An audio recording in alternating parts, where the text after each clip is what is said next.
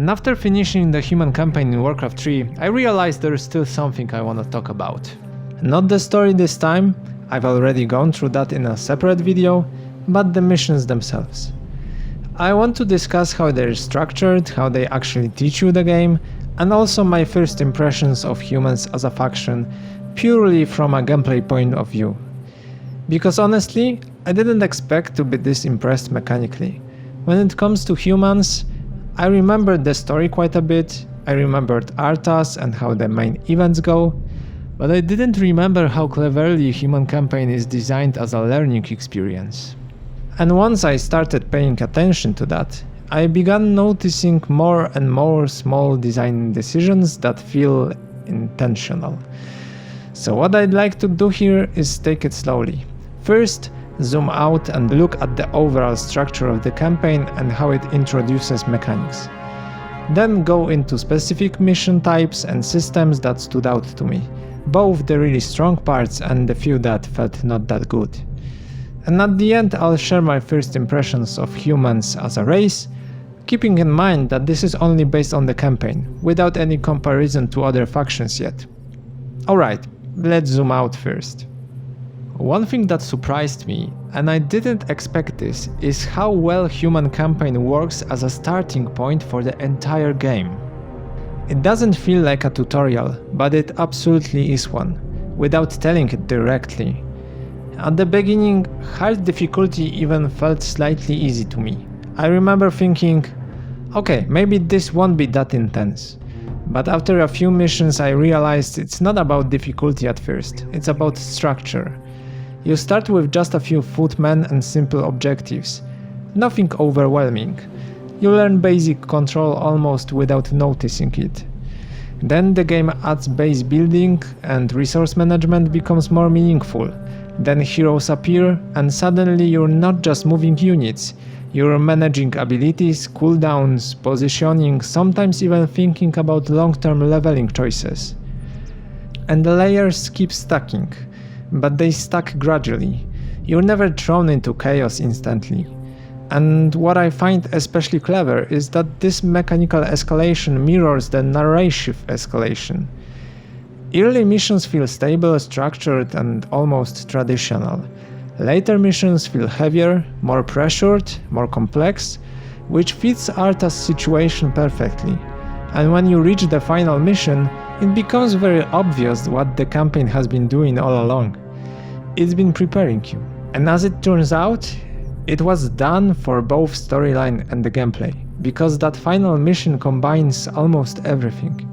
You manage a base, at the same time you send a smaller group to explore and retrieve Frostmourne, you defend under pressure, then you regroup and launch a full siege. Exploration, defense, siege, all in one mission. You know, that does not feel accidental. I think that this is a well-thought design choice, and I respect that. Another thing that kept me engaged throughout the campaign is the variety. It never settles into one pattern. You don't just repeat build army, destroy base over and over again. Some missions focus heavily on exploration, with optional quests and hidden paths. Some missions force you into defense, like Hearthglen, where you're surrounded and under constant pressure from multiple sides. Others introduce time limits, which suddenly change your pacing completely. Then you have siege scenarios that require preparation and patience instead of speed. And because the objectives keep changing, your mindset has to change too. You can't autopilot, you can't rely on the exact same approach every time. You adapt. And I think that's why the campaign never felt boring to me, even when it was difficult. When I failed, it usually felt like I needed to rethink something, not like the game was unfair. And that difference matters a lot. And now we need to talk about heroes, because I think this is where Warcraft 3 really separates itself from other RTS games. Each hero levels up, learns abilities, carries items, and most importantly, that progression goes from mission to mission. It's not a reset every time, it's development through entire campaign. Your hero grows with you, And because of that, the campaign becomes personal in a mechanical way. You're not just building temporary armies, but how you play is reflected in characters. You care about their levels, their skill builds, their items, whether they survive a risky engagement, and that attachment changes how you approach gameplay. Because now you're not only managing base economy and unit positioning, you're managing cooldown timing, inventory choices, ability synergy, sometimes multiple heroes at once. On hard difficulty, especially, that can feel overwhelming in the beginning. There's a lot happening on screen. But once you adjust, once you start anticipating rather than reacting randomly, it becomes incredibly satisfying. Every small decision matters, and I love small details that reinforce that attachment. For instance, such small details as when you equip an orb and actually see it glowing on the hero's weapon is very subtle, but it makes progression feel even more detailed. And even now, in 2026, that RTS plus RPG combination does not feel outdated. If anything, it feels surprisingly modern. And there's also something interesting about how Warcraft 3 handles scale. An army might visually look small, maybe just 4 footmen standing there. But because of the micro focus and relatively high HP, each individual unit feels important and valuable. I personally like to imagine that one footman represents many soldiers but abstracted into a single controlled entity. That's why losing one matters. You're not trading disposable units, you're managing value, and that design philosophy encourages micro. Healing matters, positioning matters, retreating sometimes matters more than pushing, and it nicely aligns with how humans feel mechanically. Which brings us to exploration and map depth.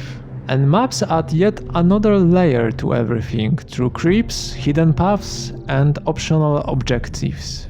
You're not just marching from one objective marker to another. You're discovering things such as neutral camps guarding items, side quests that reward curiosity, or some interesting map parts. And because items matter for heroes, exploration directly fits progression. It creates this loop where map design, hero design, and combat design all support each other. And since we're talking about maps, the other thing are those maps during loading screens. I like that campaign map shows your movement between missions, but I found myself wanting just a bit more world perspective. For example, when traveling to Stratholme, I would love to clearly see where the capital is in relation to it. Where exactly King Terenas is at that moment. Are we close to home? Are we far away? And the same goes to other locations. When sailing to Northrend, how distant is it geographically? Is it just across the sea, or is it a massive isolation journey? Because narratively, that moment feels like crossing a line. And seeing that larger geopolitical context would make it even more interesting. It's surely not required for gameplay, I know, but in my opinion, it would deepen immersion. And such small details build atmosphere, don't you agree? And now, not everything feels perfectly smooth. There are noticeable difficulty spikes. Early on, hard difficulty feels rather easy, maybe even too forgiving. Which makes sense, because the campaign is introducing mechanics gradually. But then Hervglen happens and suddenly raises the intensity significantly compared to previous missions. The jump is big. The same goes for the final mission compared to the one before it. It's not unfair or anything like that, but it definitely seems unbalanced. Another friction point is hero exposure time. Jaina and Muradin, for example, don't get as much room to experiment with as I would want. Just when you start understanding their abilities, the campaign kinda moves on.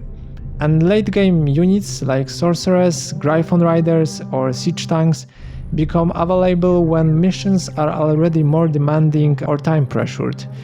So sometimes I felt slightly rushed when trying to fully grasp their potential. There are also mechanics that aren't clearly explained. armor types versus attack types, movement speeds without clear numbers, or items drop logic, just to name a few. And if you're someone who really enjoys going deeply into the systems, you will need to explore outside the campaign, which isn't bad, but it leaves informational gaps. Now, based purely on the campaign, I think that the human faction works great as a faction when it comes to sustain. There are multiple healing layers: paladins, holy light, priests, defensive buffs, armor upgrades. It feels like a faction built around endurance rather than explosive damage. They don't necessarily delete enemies instantly, but they can survive a ton. Just in my opinion, of course. They slow opponents with sorceress as well, they fortify with towers, they siege methodically with mortar teams and siege tanks, so all of that kinda stacks up. Also, militia is quite an interesting mechanic. Turning peasants into temporary fighters adds flexibility both defensively and offensively, and to be honest, I haven't used it during my playthrough, but I think it has a lot of potential. I'd guess that power building can also be very useful, as it can make a difference when something is needed fast.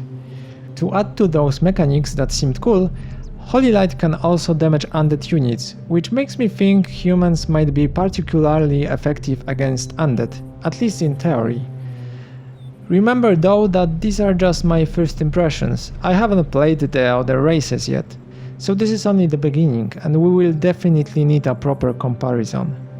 Overall, Human Campaign truly surprised me when it comes to gameplay experience. It's not just a story introduction, but rather carefully structured learning experience wrapped inside a very cool story.